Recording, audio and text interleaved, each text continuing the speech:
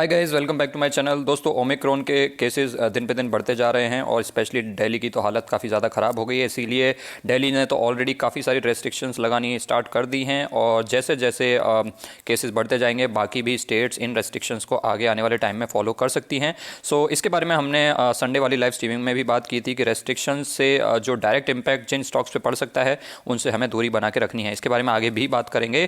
फिलहाल आज की मार्केट के बारे में अगर हम बात करें तो आज मार्केट में उतनी ही तेज़ी थी जितनी तेज़ी ओमिक्रॉन के केसेस में हो रही है। आज 0.86% से मार्केट ऊपर था।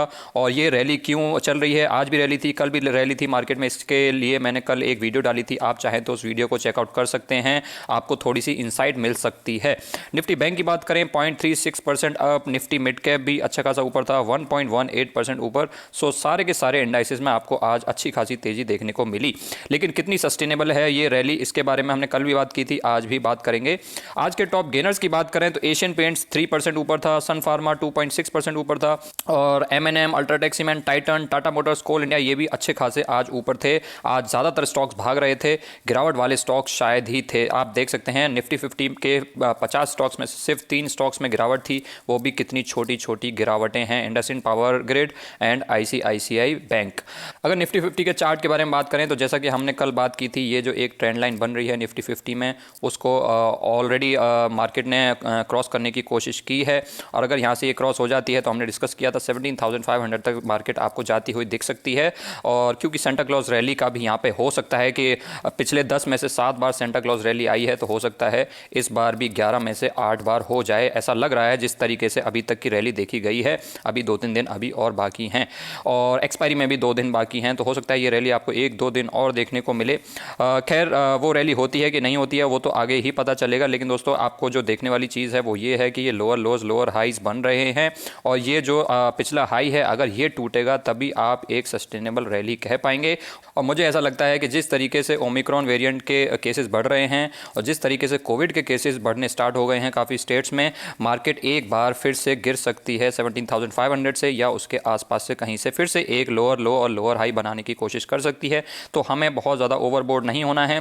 जो स्टॉक्स आपके बाइंग लेवल से काफ़ी ऊपर से वापस हो गए हैं उनको फोमो में बाय नहीं करना है। जब गिरें आराम से खरीदना है। अगर आप सोचते हैं कि रोज़ रोज़ आपके पास ट्रैक करने का टाइम नहीं है तो आप अपना जीटीटी ऑर्डर लगा के रख सकते हैं। आज के कुछ मार्केट अपडेट्स के बारे में बात करते हैं दोस्तों। तो ये सारी अपडेट्स मैंने टेलीग्राम चैनल पे डाल दी हैं, आप चाहें तो ज्वाइन कर सकते हैं। वहाँ पे आपको मार्केट आवर्स में भी सारी अपडेट्स मिलती रहती हैं मार्केट से रिलेटेड। अब उन पर छोटा सा डिस्कशन कर लेते हैं। तो दोस्तों, आपको पता होगा ये जो एंकर इन्वेस्टर वाली न्यूज़ है, आपको पता होगा कि जब भी कोई आईपीओ लिस्ट होता है उसमें एंकर इन्वेस्टर्स के लिए 30 डेज का लॉक इन पीरियड होता है। इसीलिए आपने देखा होगा काफ़ी सारे आईपीओज में जो रिसेंटली लिस्ट हुए हैं उसमें 30 दिनों बाद आपको गिरावट देखने को मिलती है, क्योंकि 30 दिनों बाद एंकर इन्वेस्टर्स का लॉक इन पीरियड खत्म हो जाता है और वो अपना कुछ प्रॉफिट बुक करते हैं या पूरा का पूरा एग्जिट भी कर सकते हैं। लेकिन अभी सेबी ने इस रूल को चेंज कर दिया है और रूल क्या कर दिया है कि भाई आप 50% पोर्शन ही 30 दिनों में बेच सकते हैं, बाकी का 50% पोर्शन आपको एटलीस्ट 90 डेज तक रखना पड़ेगा अपने पास। तो इससे क्या होगा, 30 दिनों बाद जो हैवी सेलिंग होती थी उस सेलिंग में थोड़ी बहुत कटौती आ सकती है। लेकिन ये रूल दोस्तों नेक्स्ट फाइनेंशियल ईयर से आएगा, यानी कि फाइनेंशियल ईयर 22-23 से आएगा, अप्रैल 1 से। तो अभी 3 महीने और हैं जबकि ये रूल नहीं लगेगा। तो इन 3 महीनों में जो भी आईपीओ आएंगे उन पे ये रूल नहीं लगेगा।